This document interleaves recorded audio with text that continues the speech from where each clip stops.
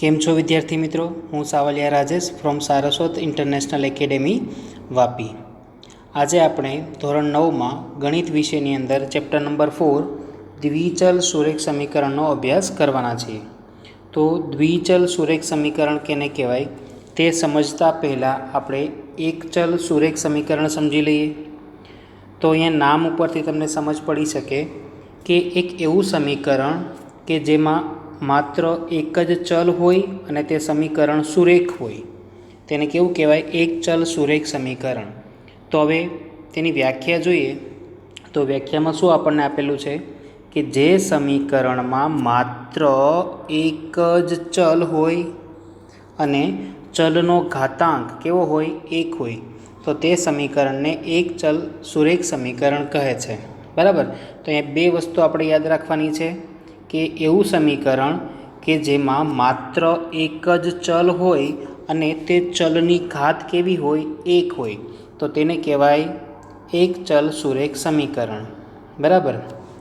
તો તેનું પ્રમાણિત સ્વરૂપ આપણે જોઈએ તો તે પ્રમાણિત સ્વરૂપ કેવા પ્રકારનું હશે?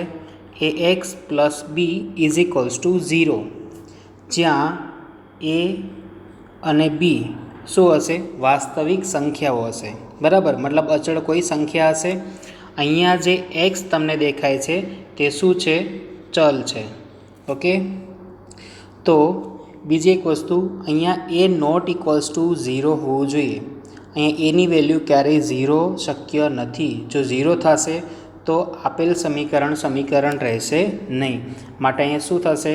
આપણે પ્રમાણિત સ્વરૂપ જ્યારે જોતા હોય એક ચલ સુરેખ સમીકરણનું, તો આપણે બે વસ્તુ ધ્યાનમાં રાખવાની છે કે સમીકરણમાં a અને b વાસ્તવિક સંખ્યાઓ હશે અને જ્યાં a ≠ 0 હશે.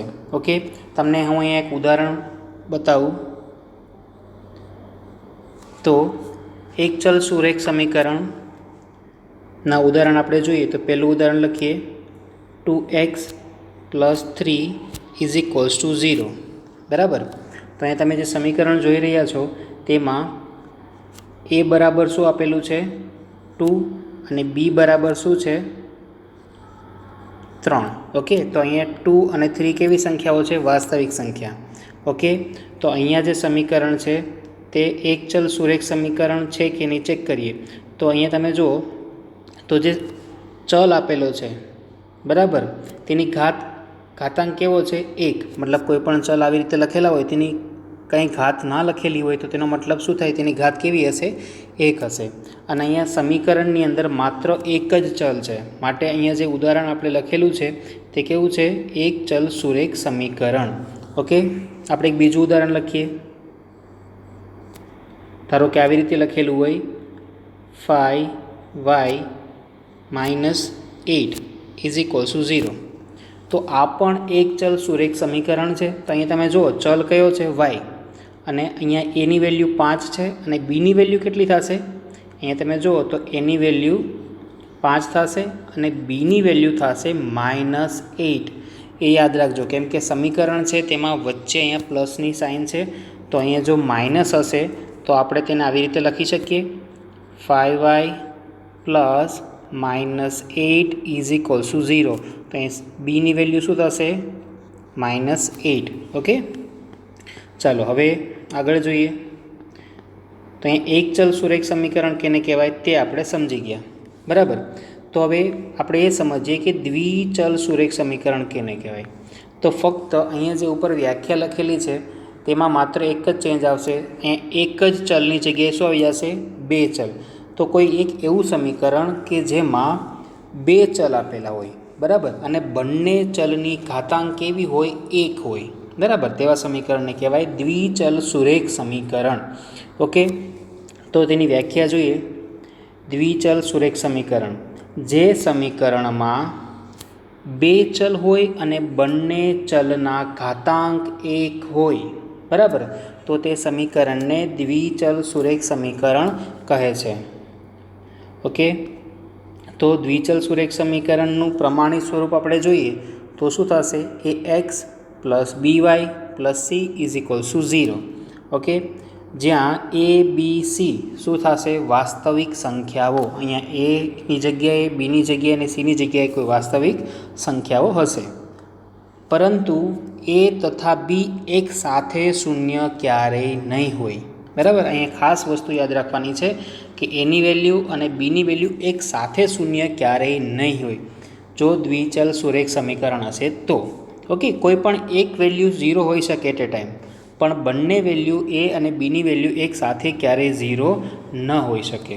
બરાબર, અહીંયા આપણે ઉપરનું જે ઉદાહરણ જોયું હતું તેમાં પણ આપણે જોયું હતું કે એની વેલ્યુ 0 ના હોય. તો એની વેલ્યુ 0 શા માટે ન હોય તે તમને અહીં સમજાવું. ધારો કે આપણે એક ઉદાહરણ લઈએ, 2x + 3, જે આગળ પહેલું જે કરેલું છે તે જ જોઈ લઈએ. તો અહીંયા એની વેલ્યુ આપણને શું આપેલી છે? a બરાબર 2. પરંતુ જો હું a બરાબર 0 કરી દઉં તો શું થાય તે વિચારો. કે અહીંયા જે 2x + 3 = 0 છે તે 2ની જગ્યાએ હું 0 લઈ લઉં તો 0x + 3 = 0. તો 0 × x તો 0 જ થશે. ઓકે, તો અહીંયા શું બચવાનું? 3 = 0. તો 3 = 0 પોસિબલ જ નથી ને. તમે સમજી શકો કે 3 ક્યારેય 0ના મૂલ્ય બરાબર હોય જ ન શકે. માટે કહી શકીએ કે એની વેલ્યુ ક્યારેય 0 નહીં હોય. બરાબર, તો અહીંયા જે સાઈડમાં આપણે કરેલું છે તે ફક્ત સમજવા માટે છે કે એની વેલ્યુ શા માટે 0 નહીં હોય. ઓકે, તેવી જ રીતે અહીંયા પણ સમજો. આપણે પહેલાં એક ઉદાહરણ લઈએ દ્વિચલ સુરેખ સમીકરણનું, પછી આપણે તે સમજીએ કે એ અને બીની વેલ્યુ એક સાથે શૂન્ય શા માટે ન હોય. તો આપણે પહેલાં ઉદાહરણ લઈ લઈએ. તો 2x + 3y + 8 = 0. તો તમે અહીં જોઈ શકો કે આપેલ સમીકરણની અંદર બે ચલ છે. બરાબર, અને અહીંયા એ બરાબર કેટલા છે? 2, બી બરાબર 3 અને સી બરાબર 8 છે. બરાબર, માટે અહીં જે ઉદાહરણ લખેલું છે તે શું છે? દ્વિચલ સુરેખ સમીકરણ. બરાબર, એક બીજું ઉદાહરણ લઈએ. એક જ મિનિટ. બીજું એક ઉદાહરણ લઈએ. સપોઝ √5 એ રાખીએ. ચાલો, એ નહીં રાખીએ, આપણે બીજો કોઈ ચાલ લઈએ, પી રાખીએ. પી + 3.5 q + 7, ઓકે, = 0. તો આ પણ દ્વિચલ સુરેખ સમીકરણ છે. શા માટે તે સમજીએ. અહીંયા પી એક ચલ છે અને બીજો ચલ છે ક્યુ. મતલબ અહીંયા આ સમીકરણની અંદર બે ચલ છે, પી અને ક્યુ, અને બંને ચલનો ઘાતાંક 1 છે. ઓકે, માટે અહીંયા જે સમીકરણ લખેલું છે તે કેવું છે? દ્વિચલ સુરેખ સમીકરણ. ઓકે, અહીંયા મેં પ્રમાણિત સ્વરૂપ જે લખેલું છે ત્યાં અહીંયા મેં ચલ તરીકે x અને y લીધેલો છે. તેનો મતલબ એવો નથી હોતો કે ફક્ત ચલ x અને y જ હોય. ચલની જગ્યાએ ત્યાં કોઈ પણ ચલ હોઈ શકે. બરાબર, નોર્મલી આપણે શું લઈએ છીએ? ચલ તરીકે x અને y જ લઈએ છીએ. એટલા માટે અહીંયા પ્રમાણિત સ્વરૂપની અંદર ax + by + c = 0. ને ચલ કયા લીધા છે? x અને y, પણ તે ચલની જગ્યાએ કોઈ પણ આલ્ફાબેટ હોઈ શકે. ઓકે, ચાલો, તો આ થયા દ્વિચલ સુરેખ સમીકરણના ઉદાહરણ. તો હવે અહીં જે નોંધ લખેલી હતી, મતલબ કે એ અને બીની વેલ્યુ એક સાથે શૂન્ય ના હોય તે સમજીએ. તો આપણે અહીંયા જે પહેલું ઉદાહરણ છે તે સમજીએ. જો આ ઉદાહરણને, તો અહીં 2x + 3y + 8 = 0 આપેલું છે. તો અહીં તમે જુઓ એની વેલ્યુ કેટલી છે? 2. પછી બીની વેલ્યુ કેટલી છે? 3. તો હવે હું બંનેની વેલ્યુ એક સાથે 0 કરી દઉં. ધારો કે એ બરાબર પણ 0 કરી દો અને બી બરાબર પણ 0 કરી દો, તો શું થશે તે જુઓ. તો અહીંયા 0 × x + 0 × y + 8 = 0. તો આની વેલ્યુ થશે 0, આની વેલ્યુ પણ થશે 0. તો અહીંયા શું બચવાનું? 8 = 0. તો 8 = 0 તો ક્યારેય શક્ય જ નથી. ઓકે, તો આપણે કહી શકીએ કે જો એની વેલ્યુ અને બીની વેલ્યુ એક સાથે 0 કરી દઈએ તો દ્વિચલ સુરેખ સમીકરણ શક્ય નથી. માટે આપણે યાદ રાખવાનું છે કે એની વેલ્યુ અને બીની વેલ્યુ એક સાથે 0 ક્યારેય ન હોવી જોઈએ. कोईपण एक वेल्यू 0 करीशुं तो चालशे। कई रीते ते तमने समजावुं। आपणे मात्र ए नी वेल्यू 0 करी दईए, चालो बराबर। बी नी वेल्यू 3 ज रहेवा दईए तो आ समीकरणने आपणे आवी रीते लखी शकीए 0x + 3y + 8 = 0। तो तमे जो a × x सॉरी 0 × x तो अहीं शुं थशे 0 थई जशे, तो 0 लखवानी जरूर नथी। तो आ समीकरण शुं थई जशे 3y + 8 = 0। ओके, तो अहींया जे समीकरण तमने देखाई रह्युं छे ते एक चल सुरेख समीकरण थई गयुं। ओके, तो एनो मतलब ए थाय के जो तमे द्विचल सुरेख समीकरणमां कोईपण कोईपण अहींया ए अथवा बी मांथी कोईपण एकनी वेल्यू 0 करी देशो तो ते जे समीकरण छे ते द्विचल सुरेख समीकरणथी बदलाईने शुं थई जशे एक चल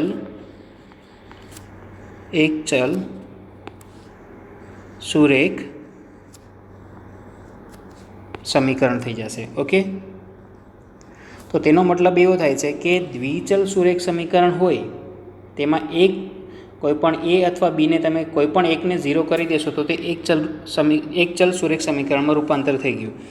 तो अहींया जे एक चल सुरेख समीकरण छे तो तेने द्विचल सुरेख समीकरण कही शकाय?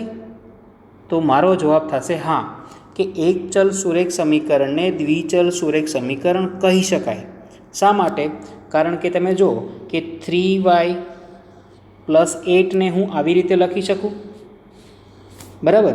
0x + 3y + 8 = 0, बराबर। तो एनो मतलब एवो थाय छे कि एक चल सुरेख समीकरणमां कोईपण एक ज चल हशे तो बीजो जे चल हशे तेनो सहगुणक अहींया जे आपणे ए अने बी ने शुं आपणे कहीए सहगुणक तो सहगुणक 0 छे माटे ते एक चल सुरेख समीकरणमां रूपांतर थई गयुं छे, परंतु आपणे तेने आवी रीते तो लखी ज शकीए। ओके, तो तेनो मतलब ए थाय छे कि एक चल सुरेख समीकरण ने द्विचल सुरेख समीकरण कही शको, त्रिचल सुरेख समीकरण कही शको, चार चल्सवाळुं सुरेख समीकरण कही शको। मतलब के अहींया तमे धारो के 3 चल करी दो, सपोज आम आपेलुं 3y + 8 = 0 तो तमे तेने आवी रीते लखी शको 0x + 3y + 0z + 8 = 0 लखी शको कि नहीं? कारण के 0 × z અને 0 × x ની વેલ્યુ તો 0 જ છે। તો ઇન શોર્ટ આપણું જે 3y + 8 સમીકરણ આપેલું છે તે જ છે, ખાલી અહીંયા તેનું સ્વરૂપ બદલાય છે। मतलब કે એક ચલ સુરેખ સમીકરણને તમે દ્વિચલ સુરેખ સમીકરણના સ્વરૂપમાં દર્શાવી શકો।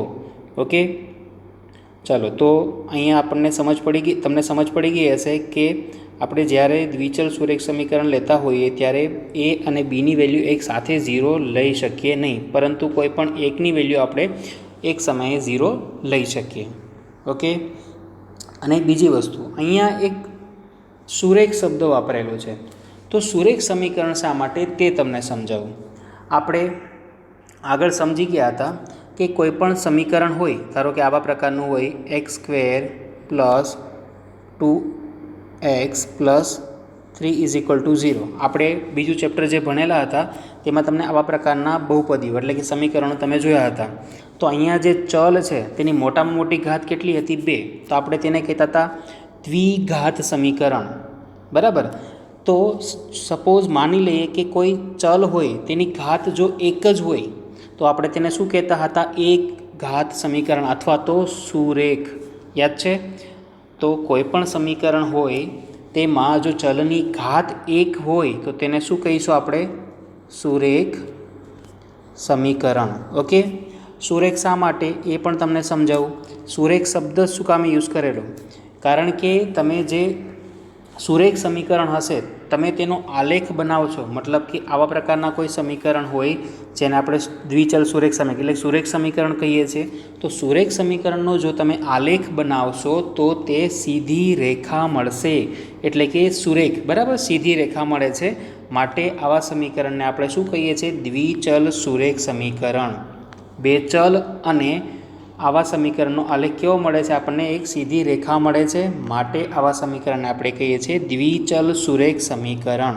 ઓકે, તો હવે આ ચેપ્ટરની અંદર માત્ર આપણે દ્વિચલ સુરેખ સમીકરણનો જ અભ્યાસ કરવાનો છે। મતલબ કે એવું સમીકરણ કે જેમાં બે ચલ હશે અને બંને ચલની ઘાત કેવી હશે? એક હશે, અને અહીં એક બીજી વસ્તુ પણ તમને કહી દઉં કે અહીંયા જે પ્રમાણિત સ્વરૂપ છે તેમાં તમે જોઈ શકો કે બંને ચલ એક સાથે નથી, બંને ચલ જે છે તે અલગ અલગ પદમાં છે, તો જ તે દ્વિચલ સુરેખ સમીકરણ થાય. જો બંને ચલ એક સાથે એક પદની અંદર આપેલા હોય તો એ દ્વિચલ સુરેખ સમીકરણ નહીં થાય. કઈ રીતે તે તમને સમજાવું, એક મિનિટ. ધારો કે કોઈ આવું સમીકરણ આપેલું છે, અહીં ખાસ નોંધ લેજો. ધારો કે આવી રીતે આપેલું છે 2x plus 3y plus x into y is equal to 0. Okay, તો અહીં તમે જોશો તો અહીંયા જે આ પદ છે તેમાં બંને ચલનો ગુણાકાર છે, બરાબર. તો તેનો મતલબ એ થાય કે આપેલ સમીકરણ દ્વિચલ સુરેખ સમીકરણ નથી. આ વસ્તુ તમારે ખાસ નોંધ લેવાની છે કે દ્વિચલ, અહીંયા તમે જોશો ઘણા બધાને કન્ફ્યુઝન થશે કે સર અહીંયા તો બે જ ચલ છે એક્સ અને વાય, અને બંને ચલની ઘાત તો એક એક જ છે, તો શા માટે આ દ્વિચલ સુરેખ સમીકરણ નથી? તો અહીં તમે જોશો કે અહીંયા જે છેલ્લું પદ છે તેમાં બંને ચલ ગુણાયેલા છે. ઓકે, તો જ્યારે પણ બંને ચલ ગુણાયેલા હોય તેવું આપણને પદ દેખાય તો આપણે સમજી જવાનું કે તે દ્વિચલ સુરેખ સમીકરણ નહીં કહેવાય. ઓકે, આ તમારે એક યાદ રાખવાનું છે. હવે આપણે ઉદાહરણ 1 જોઈએ.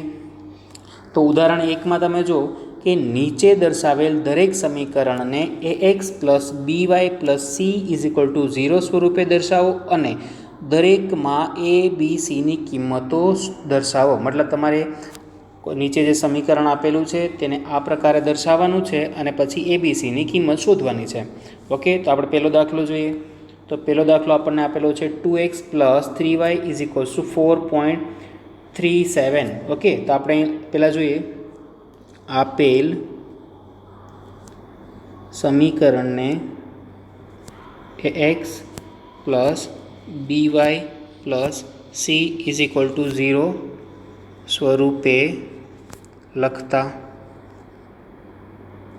ઓકે, તો તમે અહીં જોઈ શકો કે આપેલ જે સમીકરણ છે તેને આપણે આ પ્રમાણે ગોઠવણી કરી દઈએ. તો શું કરવું પડશે, અહીંયા બરાબરની આ બાજુએ 0 જોઈએ. તો અહીંયા શું આપેલું છે 4.37, તો તેને આપણે શું કરવું પડશે, ડાબી બાજુએ લઈ જવું પડશે. તો શું થશે, આપણે આવી રીતે લખી શકીએ 2x plus 3y minus 4.37 okay is equals to 0. હવે તમે જુઓ કે અહીંયા વચ્ચે બધી જગ્યાએ પ્લસની સાઇન છે, તો આપણે શું કરીએ, અહીંયા જે માઇનસની સાઇન છે તેને આપણે આવી રીતે લખી શકીએ, અહીંયા જે માઇનસ છે તેને આપણે આવી રીતે કરી શકીએ, અહીંયા પ્લસ કરી દઈએ અને બ્રેકેટની અંદર અહીંયા માઇનસ કરી દઈએ. ઓકે, ચાલો માટે હવે એ બી સીની વેલ્યુ લખીએ તો એ બરાબર શું થશે 2, બી બરાબર 3 અને સી બરાબર શું થશે -4.37. ઓકે, તો શું કરવાનું હતું, પહેલાં આપણે જે સમીકરણ આપણને આપેલું છે તેને ax plus by plus c is equal to 0 સ્વરૂપે આપણે દર્શાવવાનું હતું. પછી તેમાંથી એ બી સીની વેલ્યુ આપણે લખવાની હતી. ચાલો બીજું સમીકરણ આપેલું છે તે આપણે કરીએ. તો અહીંયા જે આ લાઈન આપણે જે લખેલી છે તે આપણે કોપી કરી લઈએ, કારણ કે તે બધા જ દાખલામાં તે ઉપયોગમાં આવશે. ચાલો તો એ લાઈન અહીંયા પેસ્ટ કરી દઈએ. ઓકે, તો આપેલ સમીકરણને ax plus by plus c is equal to 0 સાથે સ્વરૂપે લખતા. તો આપણે પહેલાંને તે સ્વરૂપમાં લખી દઈએ. તો અહીં તમે જોઈ શકો કે બરાબરની આ બાજુએ આપણે 0 જોઈએ, અહીંયા શું આપેલું છે √3y. તો આપણે શું કરીએ, તેને ડાબી બાજુ લઈ જઈએ. તો આપણે તેને આવી રીતે લખી શકીએ x minus √3y minus 4 is equal to 0. Okay, તો અહીંયા વચ્ચે પ્લસની સાઇન જોઈએ છે, તો આપણે શું કરીએ, તેને આવી રીતે લખી દઈએ x પ્લસ માઇનસ √3y, અથવા તો તમે વાયને બ્રેકેટની બહાર રાખો આવી રીતે y, અને પ્લસ -4 બરાબર 0. ઓકે, તો હવે આ સમીકરણમાં જોશો તો અહીંયા એ બરાબર શું થશે, તમે જો એ એક્સ મતલબ એક્સનો સહગુણક શું થાય એ, તો અહીંયા કાંઈ નહીં હોય તો 1 તો હશે જ. તો આપણે શું લખી શકીએ, માટે એ બરાબર 1 બી બરાબર તો બી એટલે વાયનો સહગુણક તો અહીંયા વાયનો સહગુણક શું આપેલો છે -√3 શું થશે -√3 અને સીની વેલ્યુ શું થશે અને સી બરાબર થશે -4 ઓકે ચાલો હવે નેક્સ્ટ ત્રીજો દાખલો જોઈએ 4 = 5y - 3y તો અહીંયા આ શું કરીશું અહીંયા જે 4 છે તેને આપણે જમણી બાજુએ લઈ જઈએ ઓકે તો આપણે આવી રીતે લખી શકીએ પહેલાં તો આપણે પેલી લાઈન લખી દઈએ ઓકે તો હવે શું થશે આપણે અને આવી રીતે લખી શકીએ 5x - 3y - 4 = 0 અહીંયા મેં શું કરેલું છે જે 4 છે તેને હું જમણી બાજુ લઈ ગયો છું મતલબ આવી રીતે કે 0 = 5x - 3y - 4 બરાબર હવે શું કર્યું આખું ચેન્જ કરી નાખ્યું મતલબ કે આ જમણી બાજુ છે તેને ડાબી બાજુ જવા દીધી અને જમણી બાજુ જે છે ડાબી બાજુ છે તેને જમણી બાજુ જવા દીધી મતલબ તો આપણે બરાબરની બંને બાજુ આખું શિફ્ટ કરી શકીએ એટલા માટે મેં આવી રીતે લખેલું છે ઓકે ચાલો હવે તેને હજી આવી રીતે લખી દઈએ આપણે પ્રમાણિત સ્વરૂપમાં તો અહીંયા 5x + -3 × y + -4 × 0 ઓકે તો અહીંયા a બરાબર શું થશે માટે a બરાબર 5 તમે જોઈ શકો xનો સહગુણક શું છે 5 પછી yનો સહગુણક શું છે -3 અને c બરાબર શું થશે -4 ઓકે ચાલો હવે નેક્સ્ટ દાખલો જોઈએ 2x = y તો આપણે શું કરીએ પહેલાં yને જમણી બાજુથી ડાબી બાજુ લઈ જઈએ તો પહેલાં પેલી લાઈન લખી દઈએ તો આપણે તેને આવી રીતે લખી શકીએ 2x - y = 0 તો હજી આપણે તેને આવી રીતે લખી દઈએ 2x + -1 × y = 0 અહીં શું કર્યું છે કંઈ નહીં હોય તો અહીંયા 1 તો હશે જ તો તે -1ને મેં શું કર્યું બ્રેકેટમાં અલગ કરી દીધો જેથી કરીને આપણે બીની વેલ્યુ આસાનીથી લખી શકીએ હવે તમે આની સાથે સરખાવો તો a = શું થશે 2 b = શું થશે -1 પરંતુ અહીંયા c એટલે કે ત્રીજું પદ આપેલું જ નથી તો આપેલું જ નથી તો આપણે શું લખી દઈએ 0 અને c = શું થશે 0 કારણ કે અહીંયા કોઈ અચળ પદ છે જ નહીં બરાબર માટે c બરાબર 0 લખી દઈએ તો અહીંયા જે ઉદાહરણ 1 સ્ટાર્ટ કરેલું હતું તે અહીંયા કમ્પ્લીટ થઈ ગયું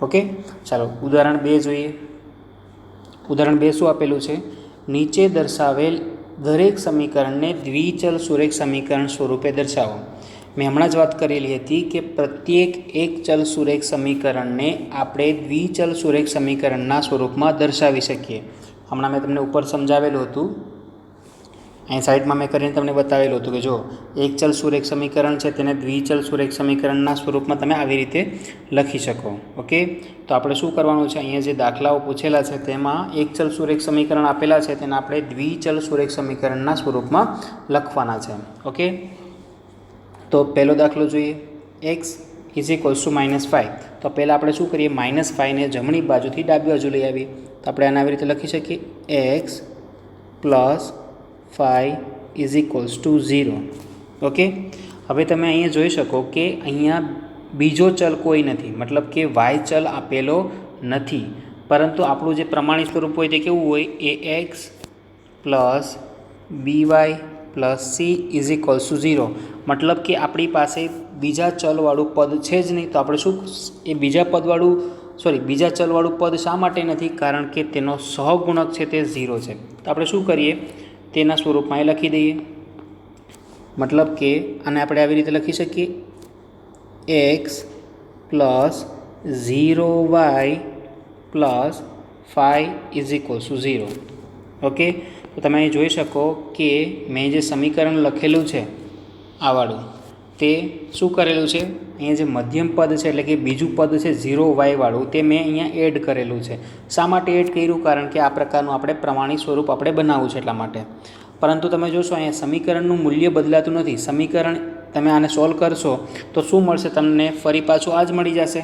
ખાલી મેં અહીંયા તેનું સ્વરૂપ બદલાવેલું છે. તે ફક્ત તમારે યાદ રાખવાનું છે કે એક ચલ સુરેખ સમીકરણ આપેલું હોય અને તમને દ્વિચલ સુરેખ સમીકરણમાં રૂપાંતર કરવાનું કે તો બીજો ચલની સાથે સહગુણક શું લઈ લેવાનું? 0, અને તે એડ કરી દેવાનું.